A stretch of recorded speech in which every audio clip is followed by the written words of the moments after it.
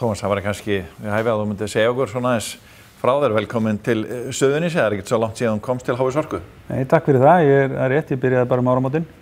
Ég er búinn að vera svona síðustu 10 árin á flakki, starfa í Bandaríkjunum og í Evrópu. Ég hef verið að vinna fyrir Alcoa síðustu 16 árin, fyrst sem forstjóri fyrir austan og svo forstjóri í Evrópu í Genf og síðan forstjóri heimsvísu frá New York. En það er gott að vera komin heim og gaman að vera komin hingað. Og ég var kannski að lauma að þér svona einni álversspurningu. Það er líka óhreyft álver í svona byggingu á Suðurnesjum. Já. Þú varst nú vel að þér í álversrekstri. Já. Viltu eitthvað tjá þig það?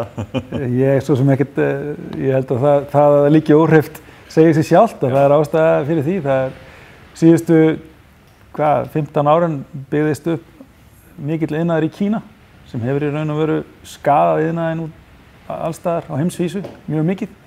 Og við erum, hvort sem er á Íslandi, Kanada, Noregi eða annar staðar, hefur bara ekki verið að byggja upp iðnaðinn á sama tíma, notandi græna orku, heldur hafa Kínverjar verið að nota kolaorkuver til þess að byggja upp áliðnaðinn og því er sú staða eins og hún er. Ég á ekki mikla, það er náttúrulega ekki mitt að segja til en ég tel ekki mikla líkur á því að vera mikil uppbygging í áliðnaði í vestur heimi næstu áratugi. Já, en varðandi HS Orku, það fyrirtæki svona byggir á grunni Hitaveitu Suðurnesja sem var óskapað Suðurnesja og hvernig er staðan í rauninni á hluthafahópnum og hverjir eiga fyrirtæki í dag?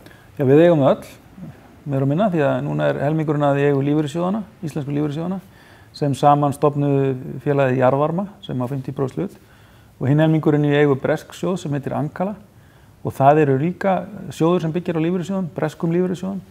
Þannig að báðir eigendur horfa til langs tíma og vilja bara tryggan og öruggan rekstur og eins og ég held að allir hafi viljað upphafi. Þannig að ég myndi segja að eigendastaðan sé mjög góð í dag og hér er hort til vaxtar og uppbyggingar og mikið hort á auðlindagarðinn og hluthafarnir okkar eru mjög áfram að við fylgjum þeim plönum fram. Þannig að ég held við getum öll verið sátt við það að hér sé svona komin ró í hluthafahópinn.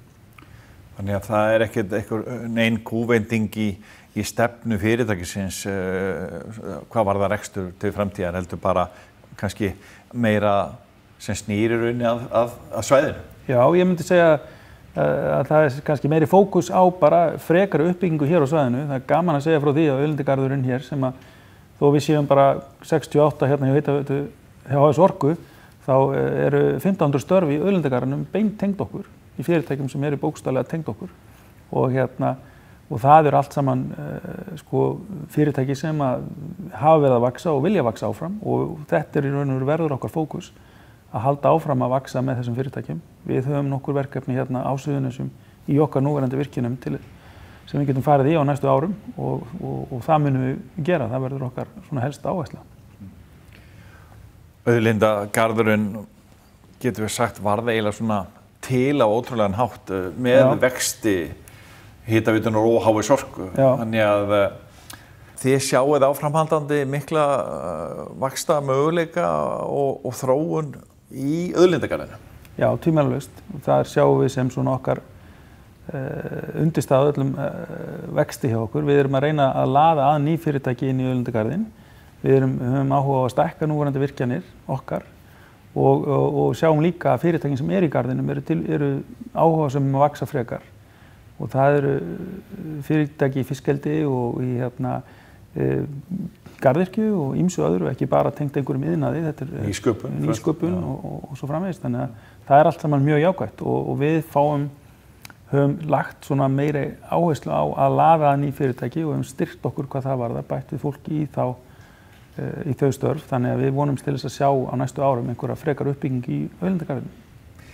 Skipta fyrirtækin í auðlindagarðinum ykkur jafn miklu eða meira máli sem viðskiptaaðilar eða ekki síður sem fyrirtæki á Suðurnesjum sem að skapa mörg störf? Það er hvort tveggja. Því að við náttúrulega, Suðurnesin okkar heimamarkaður og Suðurnesjabúar okkar viðskiptavinir, bestu viðskiptavinir og við viljum sjá okkar heimamarkað sterkan og skapa fleiri störf í samfélaginu en á sama hátt vera vel rekið fyrirtæki sem náttúrulega eigu lífeyrissjóðanna og sem framtíðar lífeyrisþegi, þá viljum við náttúrulega þeim vegni vel. Þannig að að við sjáum þetta bæði sem gott innslag í okkar samfélagi en líka lykillinn því okkur gangi vel. Hvað með þróun starfseminnar eins og út á Reykjanesi, í Reykjanesvirkjun og hér á í upphaflegu virkjunni í Svartsengi? Við byrjum á Reykjanesi, þá erum við nú að fara að ýta úr stækkun þar, 30 megavatta stækkun, sem mjög skemmtilegt verkefni, því það alls farið þróunarverkefni sem var til hér innan hús og það í raun og veru 30 megavatt og við þurfum ekki að bora neitt fyrir þá virkjun per se. Auðvitað þarf jarðhitavirkjun alltaf reglulega að bora nýjar hólur en það er engin nein nýting í samfara þessari virkjun. Við erum bara að nýta glatvarma betur og þannig að það er svona fyrsta verkefnið. Svo er náttúrulega Svartsengisvirkjun orðin 47 ára gömul og fyrstu áfangar hennar komið tími á gerimsli þar og við getum nýtt auðlindina mun betur með nýrri búnaði og það er þá næsta verkefni hjá okkur að fara í að styrkja Svartsengi og jafnvel stækka ef að leyfi fást til. Við höfum ákveðin leyfi. Þannig að það er bjart framöndan hjá okkur og mikið af spennandi verkefnum og skemmtilegum verkefnum fyrir verkfræðingarna okkar og tæknifólkið okkar að takast á við. Hvernig er það að ná fram meiri, þú talar nýja tækni, er það sem er að gerast í þessum rekstri að virkjaninn, ný tæki og tækni er að búa til betri afurð núna? Já, það er það. Í raun og veru eru náttúrulega með allri framþróun, tölvubúnaði og öðru slíku, þá erum við að sjá fram á það að geta náð meiru út úr okkar búnaði og út úr okkar auðlindum, bara með betri þekkingu og meiri tölvubúnaði og betra hugviti. Og þar sjáum við klárlega tækifæri hérna hjá okkur. Hvað er Svartsengisvirkjun að gera í dag og hvað sjáum við fram á að geta að stækka hana en að hún geti framleitt meira? Já, við erum í dag að framleiða 67 megavatt cirka og við sjáum að við getum sveiflað því dálítið og við sjáum að við getum nýtt þá orku sem við tökum upp mun betur í nýrri vélum. Þannig að við erum náttúrulega að byggja hluta til á mjög gömlum vélum sem voru settar upp á sínum tíma og voru þá meira sér ekki nýjar þegar það komið hingað. Þannig að þar sjáum við bara með bættri nýtingu og nýri tækni sé hæglega hægt að virkja meira en við erum ekki með neina ákveðna tölu núna og þetta er náttúrulega alltaf háð ákveðnum leyfum en við munum fara að vinna í því og erum að vinna í því að sækjum leyfi fyrir það.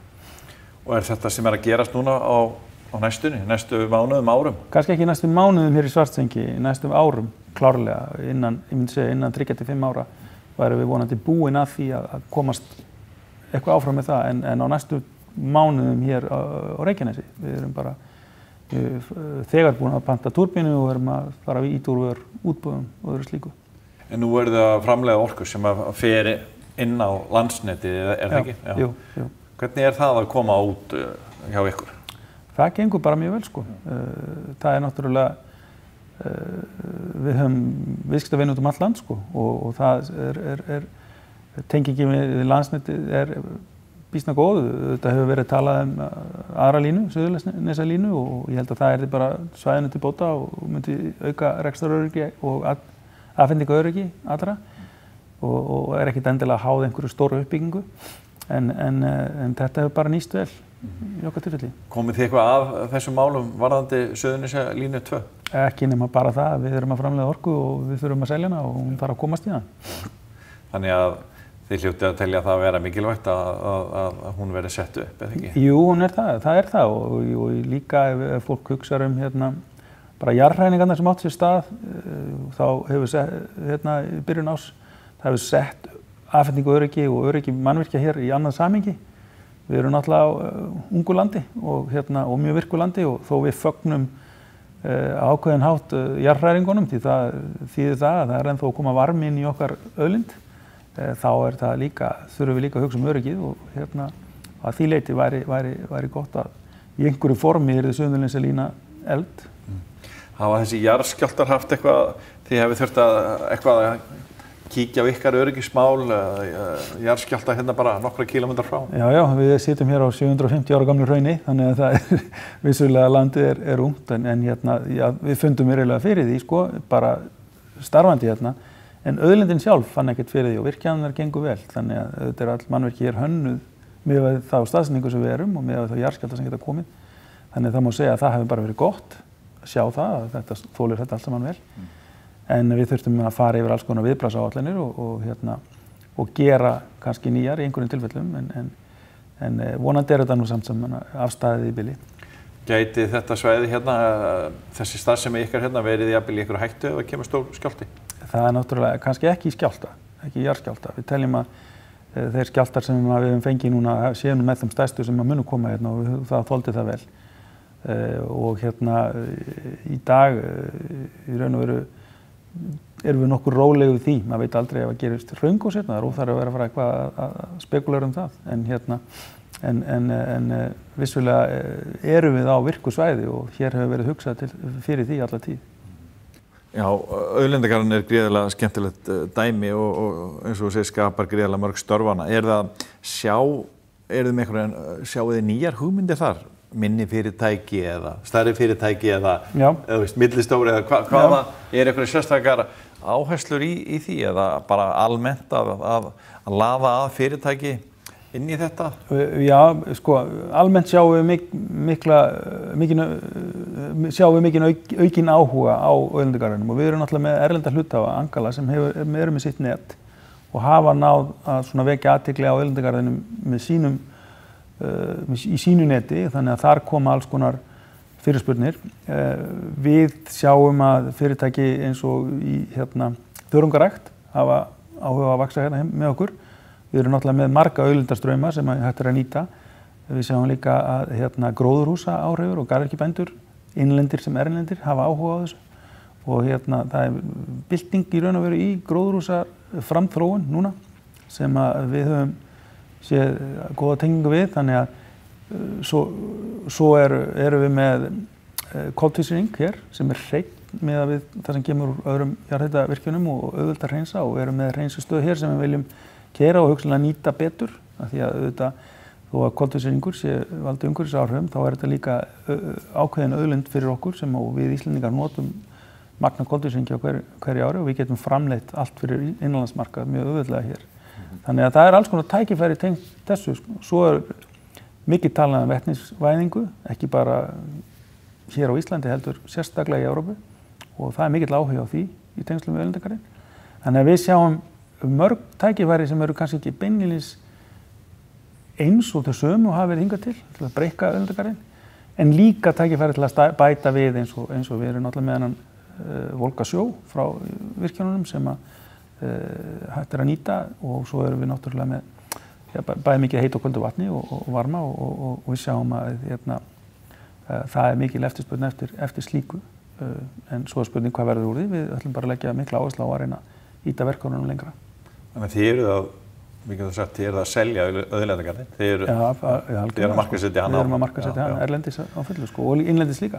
Svona kannski að lokum, hver er svona stefna Háisorku í samfélagslegri ábyrgð og ef við kannski þá tölum Suðurnesin sérstaklega, þar sem þið eruð á svæðinu og eruð svona hryggjarstykki úr óskabarni Suðurnesja, hitaveitunni. Maður er alltaf að tala hana. Já, ég skil það vel og við